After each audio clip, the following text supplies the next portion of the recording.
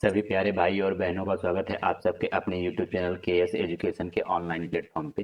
तो सभी भाइयों बहनों से निवेदन है कि प्लीज़ एक बार उस सेशन को शेयर करें जिससे कि ज़्यादा से ज़्यादा बच्चों को इसका लाभ हो सके। और ऐसे भाई बहन जिन्होंने अभी तक हमारे चैनल को सब्सक्राइब नहीं किया है, जो हमारे वीडियो को पहली बार देख रहे हैं, तो प्लीज़ चैनल को सब्सक्राइब करके बेल नोटिफिकेशन को ऑन कर ले, जिससे हमारे आने वाले सारी वीडियोस उनको देखने को मिल जाए।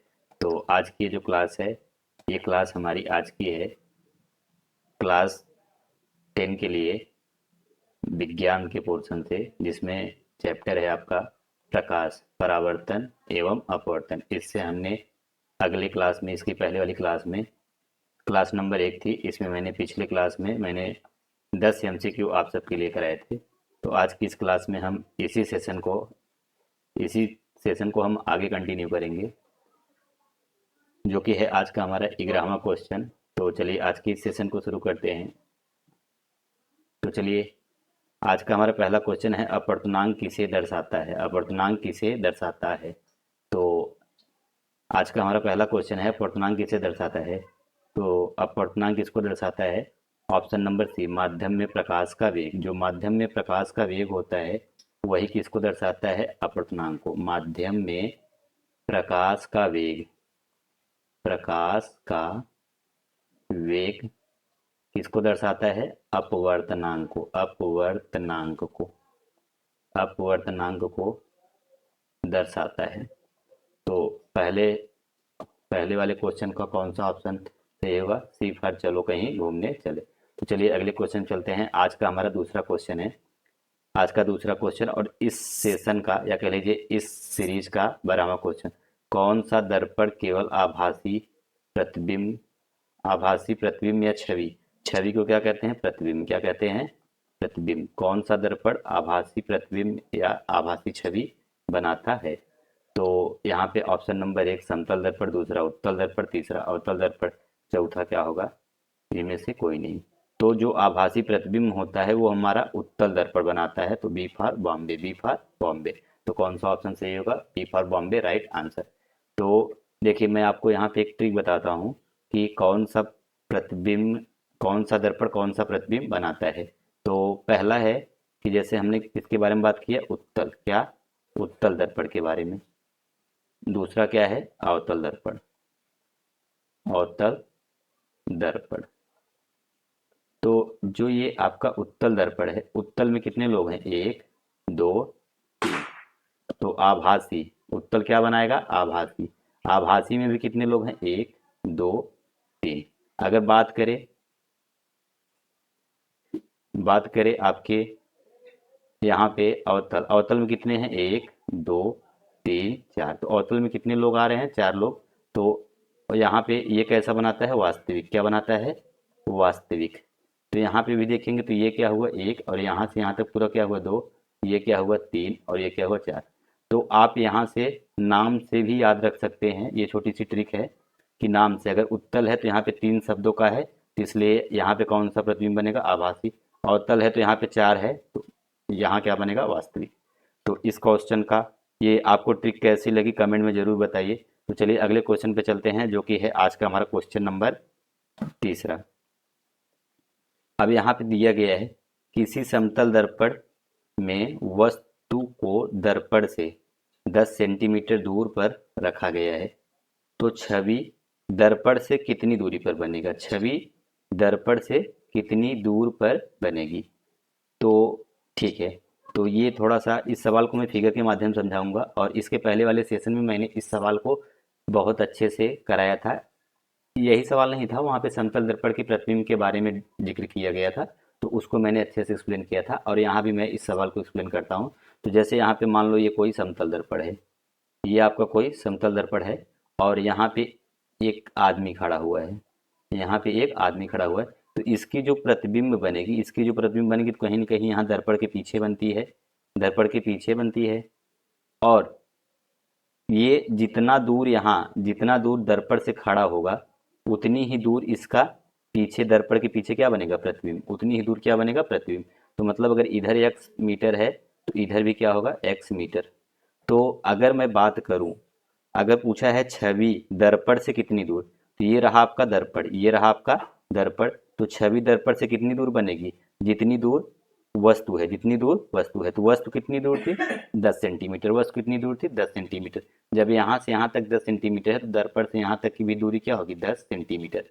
तो अगर तो इसका आंसर कौन सा होगा, ऑप्शन नंबर ए, आओ कभी हवेली पे, आओ कभी हवेली पे।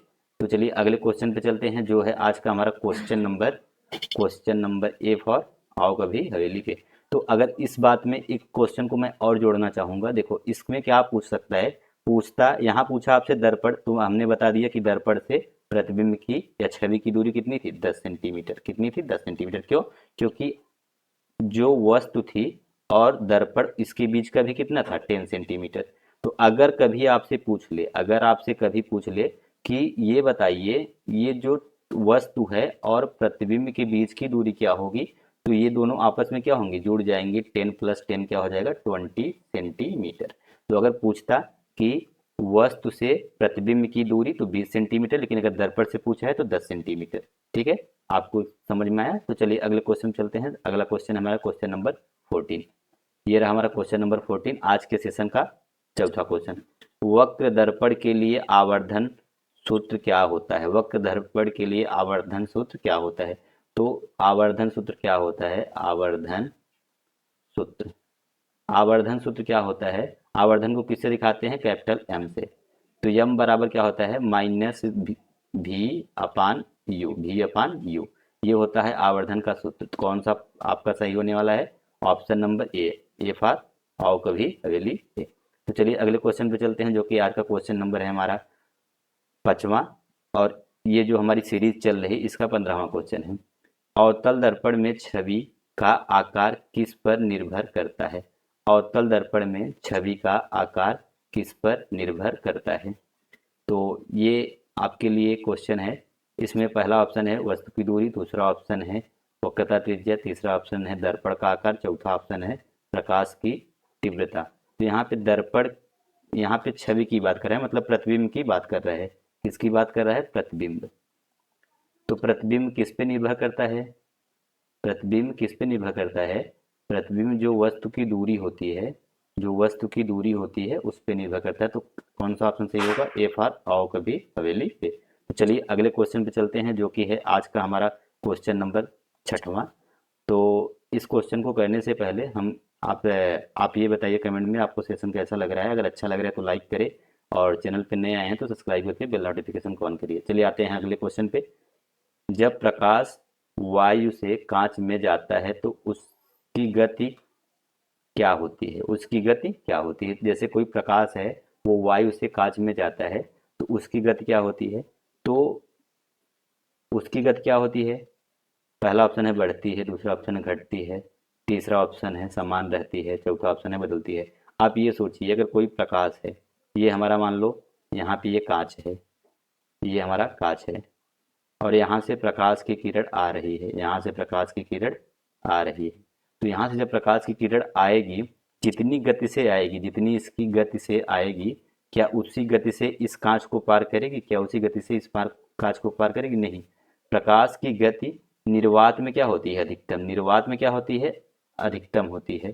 तो इसलिए जब कोई मैटर आएगा, या कह लीजिए जब कोई पदार्थ आएगा, तो वहाँ प्रकाश की गति क्या हो जाएगी, कम हो जाएगी। प्रकाश की गति क्या हो जाएगी, कम हो जाएगी। तो यहाँ कांच क्या है, एक तरीके से एक पदार्थ है। तो यहाँ पे जब प्रकाश वायु से कांच में आती है तो यहाँ पे उसकी गति क्या होती है, घट जाती है। तो कौन सा ऑप्शन सही होगा, बी फॉर बॉम्बे। चलिए अगले क्वेश्चन चलते हैं, जो कि है आज का हमारा क्वेश्चन नंबर 17। तो क्वेश्चन नंबर 17 क्या कहता है, कौन सा दर्पण वास्तविक छवि बना सकता है, कौन सा दर्पण वास्तविक छवि बना सकता है। तो अभी तो हमने बताया था, अगर छवि मतलब क्या होता है, प्रतिबिंब। छवि मतलब क्या होता है, प्रतिबिंब।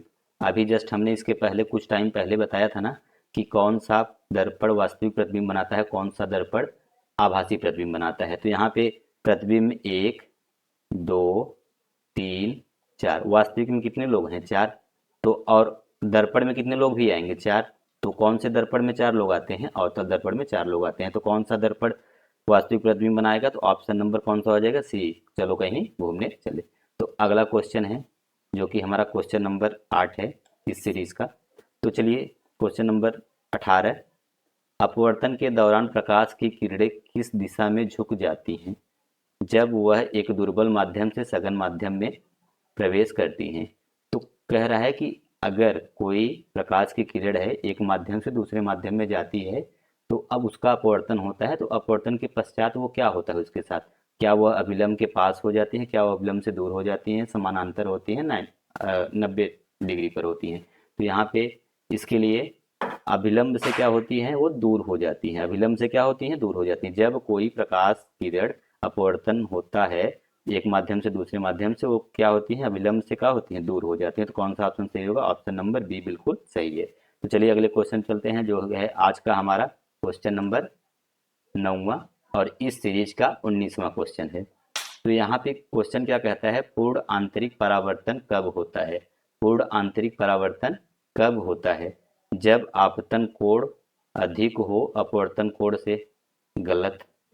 जब प्रकाश दुर्बल माध्यम में सघन माध्यम में जाता है, ये भी गलत। जब आपतन कोण अधिक हो क्रांतिक कोण से, गलत। जब आपतन कोण और परावर्तन कोण क्या होते हैं, बराबर। जब आपतन कोण परावर्तन कोण बराबर होते हैं तभी प्रकाश का पूर्ण आंतरिक परावर्तन होता है। पूर्ण आंतरिक परावर्तन होता है। कौन सा ऑप्शन सही होगा, option number D for Delhi. तो चलिए आज के इस सेशन का हम अंतिम क्वेश्चन करते हैं, जो कि है हमारा क्वेश्चन नंबर 10वां और इस सीरीज का क्वेश्चन नंबर 20। तो चलिए आज के इस सेशन को शुरू करते हैं। तो यहाँ पे कंटिन्यू करते हैं। तो यहाँ पे 20वां क्वेश्चन है, निम्नलिखित में से किस पर अपवर्तन निर्भर नहीं करता है।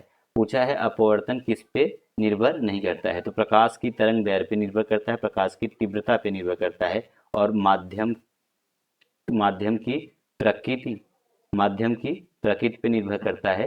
अपवर्तनांक पे निर्भर नहीं करता, अपवर्तनांक पे निर्भर नहीं करता है, अपवर्तनांक पे निर्भर नहीं करता है। तो कौन सा ऑप्शन सही होगा, ऑप्शन नंबर ए बिल्कुल सही है। तो ये थे आज के सेशन के पूरे 20 क्वेश्चन, जो कि एमसीक्यूज फॉर्म में है। मैंने यहाँ पे एक छोटी सी आपको ट्रिक बताई थी। यहाँ पे देखिए, थोड़ा सा मैं इसको रिपीट करता हूँ। दो प्रकार के दर्पण होते हैं, एक होता है उत्तल दर्पण और एक होता है अवतल। तो यहाँ पे सबको कन्फ्यूजन होता है कि किस में किस प्रकार का प्रतिबिंब बनता है। उत्तल में कितने लोग हैं, तीन। कितने लोग हैं, तीन। तो यहाँ पे प्रतिबिंब भी कितने बनेगा, तीन। तीन लोगों वाला क्या, आभासी प्रतिबिंब बनेगा। और अवतल में कितने लोग हैं, चार। अवतल में कितने लोग हैं, चार। तो यहाँ प्रतिबिंब में कितने बनेगा, चार लोगों वाला, मतलब वास्तविक प्रतिबिंब बनेगा। क्या बनेगा, वास्तविक प्रतिबिंब बनेगा। तो ये था आज की क्लास का सबसे मज़ेदार ट्रिक। तो आज की क्लास आप लोगों को कैसे लगी कमेंट में ज़रूर बताएं। अगर अच्छा लगा तो प्लीज़ लाइक करें, और ऐसे भाई बहन जिन्होंने अभी तक चैनल को सब्सक्राइब नहीं किया है तो हमारी वीडियो को पहली बार देख रहे हैं तो चैनल सब्सक्राइब करके बेल नोटिफिकेशन को ऑन कर ले। तो मिलते हैं एक अगले वीडियो में, तब तक के लिए टेक केयर, बाय बाय।